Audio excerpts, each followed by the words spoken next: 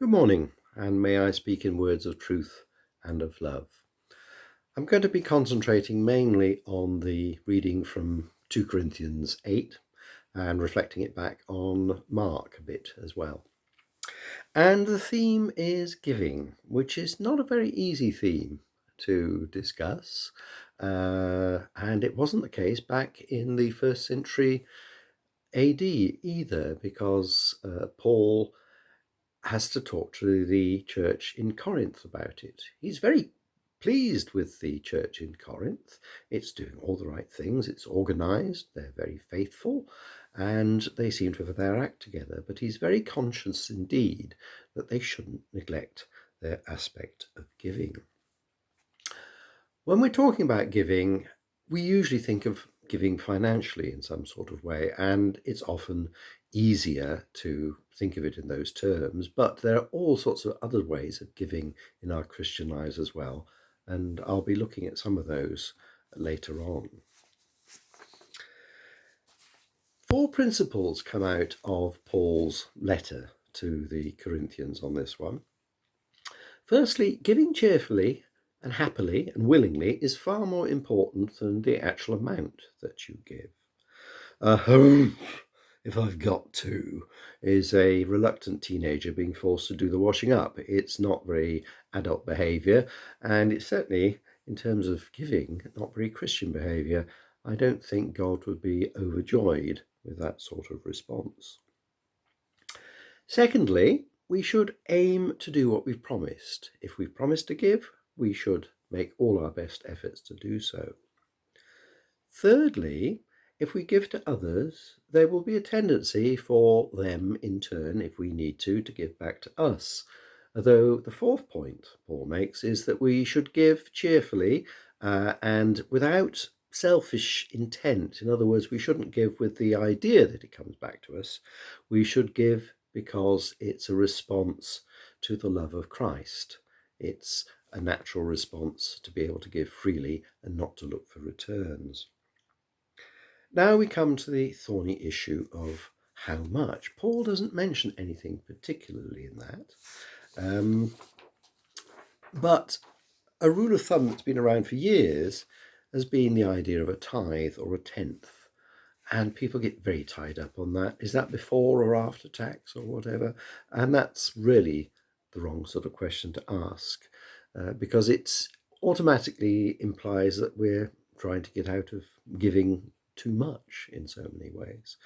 If we want an answer, we need to think back to the parable that Jesus gave about rendering unto Caesar. The tax that we're due to pay is due to the government, Her Majesty's Revenues and Customs. And if we spend it on anything else, that's fraud. And HMRC is one of the few agencies that can kick down our door at 3 a.m, demanding money and paperwork. So it's a good idea to keep them on side. So if we're going to think about giving, it's what we give after tax and after all the other expenses that we need to keep alive, really. Paul goes on to give guidance further on in chapter 9 in 2 Corinthians on this, and it's appropriate, I think, to bring those into this discussion briefly. Again, he says, don't overpromise. Keep up with previous promises, but don't promise recklessly. There's nothing worse than sort of blowing hot and cold on giving. And this is where we come into the next point. How much should we give again? Give as much as we're able to. Now that leaves an awful lot of leeway in thought, but it doesn't mean giving so much that our dependents end up going without basics. It's often said that if we don't notice we're giving, we're probably not giving enough, but we need to be sensible about this. The truth is, it shouldn't hurt our family or those who depend on us financially. What is regarded as basics is, of course, a very difficult issue, and it's one that I am not going to dare to deal with or enter into at all on this one. But it's a matter between your conscience and God and prayer about what you regard as basics or necessities, and I'm going to leave it at that. I've often come across folk who seem to have very little but are always very generous. And as I mentioned in a previous talk on this similar subject back in February, I've met a significant number of people over the years who said, I used to worry about money until I handed the issue over to God. And that means, in so many words, praying about spending decisions and starting to give generously. And they were ordinary folk too. They weren't people who you'd imagine to have plenty of surplus to be able to give out without worrying about it. They always seemed to have just enough for their needs, not their wants, their needs. And they were happy about it. Things had a habit of turning up in their lives, being found in a charity shop. Or a friend would come along and say, I got an extra one of these, any use to you? Very interesting that there are so many personal testimonies about this sort of way of living for people who live by faith. Perhaps it's something we might consider.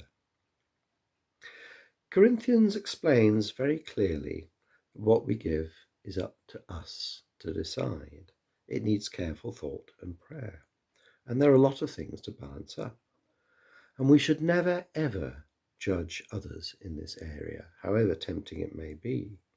We don't know people's circumstances. We don't know their psychological fears, their previous wives, husbands, or partners, wayward children, personal tragedies, destitute relatives, other worthy charities, and heartfelt causes that people give to. But whatever we decide to give, we need to be at peace with it, pray over it, and not feel steamrollered or obliged. Paul, when he's talking to the Corinthians, is not just thinking about financial giving, and he's not ordering them to give. No, he makes it clear that giving comes from love. And if we love someone, we give to them. We give attention, time, concern, care, and resources, which may or may not be money. And notice the proportions. The financial bit is not the largest. And sometimes throwing money at a need is the laziest and least helpful thing we can do. But if we refuse to help as fully as we can, and that's what love is, helping somebody really, if we refuse to help as much as we can, our love is not as genuine as we think. We might be able to delude ourselves, but somebody else knows the real truth. When we come to the reading from Mark, we see Jesus giving in a different way. He's giving of his healing powers and of his time. He stops to talk to the woman who touched his cloak. He could have ignored her because he needed to get to Jairus' daughter, who was dangerously and terminally ill. However, his faithfulness in God allowed him to do both things. His ability, in a sense, was stretched by faith. There's another aspect of Jesus' giving that is worthy thinking of. He had to give up some things in his ministry. He had to give up his immortality, his, in a sense, his sonship of God in order to become human. He had to give something away. He handed something over.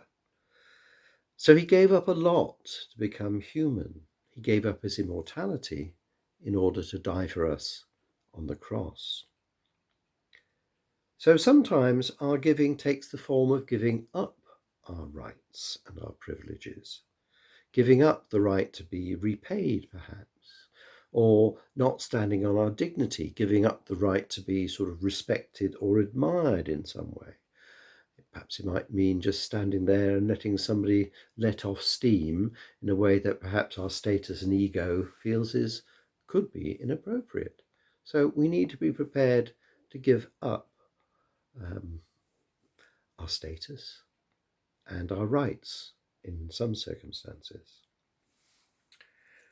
So in a sort of, as we come to a conclusion, we're called upon to give as a natural and loving response for what Christ has done for us. It's a grateful reaction. It's an attitude of gratitude. We have received, therefore we pass on. Our caring, our support, and our individual skills and gifts are all part of what we can offer to others in loving response to their needs. Our material resources and money are indeed part of those tools and resources that we have to spread Christ's love. And Paul makes it clear that we're not to cripple ourselves by giving. And this, I think, is the fear that stops many of us being as generous as perhaps we could be. So giving up everything, thankfully, is extremely unlikely. Most of our giving decisions are far less drastic than that, because we really need to be able to keep on giving. And we can't if we crash and burn financially, emotionally, or physically. A desperate last gift of everything is just that, a last gift. It's unlikely to be our calling, but we have to consider the prospect and be willing to do that, because that is really what Jesus is asking us, to be able and willing to sacrifice everything for other people and for him, to be prepared to give everything up. It was, after all, his loving gift to us, his total self-sacrifice on the cross. Let's end with a prayer. Teach us, good Lord, to serve you as you deserve, to give and not to count the cost, to labour and not to ask for any reward, save that of knowing that we do your will.